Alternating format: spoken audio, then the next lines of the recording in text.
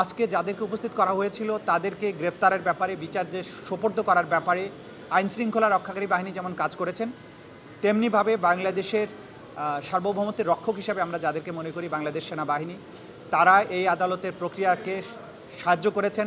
তারা ঘোষণা দিয়েছিলেন যে ল অফ দি ল্যান্ডের প্রতি তারা শ্রদ্ধাশীল থাকবেন, বিচার প্রক্রিয়ার প্রতি তাদের সমস্ত সমর্থন থাকবে।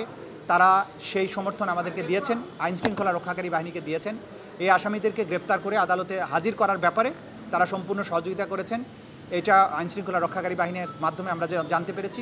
সুতরাং দেশপ্রেমিক সেনাবাহিনীর ব্যাপারে যে সমস্ত অপপ্রচার যারা করেন তাদেরকে আমরা বলবো অপপ্রচার করবেন না।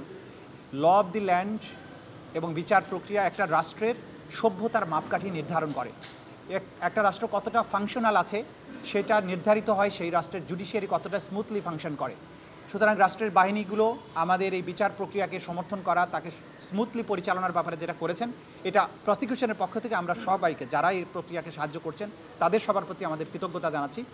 তারা যেমন জুলাই আগস্টে নিরস্ত্র ছাত্র জনতার উপরে যে পরিচালিত হত্যাযজ্ঞের সময় তারা যেমন রুখে দাঁড়িয়েছিলেন বা মাঝখানে ভূমিকা পালন করেছিলেন, যেটা জাতি স্মরণ করে, একইভাবে এই যে বিচার প্রক্রিয়া, গুমের বিচার প্রক্রিয়ার ক্ষেত্রেও তারা তাদের সহযোগিতা করছেন, আইনের প্রতি তাদের শ্রদ্ধা দেখিয়েছেন। এটাও আমরা এই আজকের এই সময়ে আমরা উল্লেখ করতে চাই।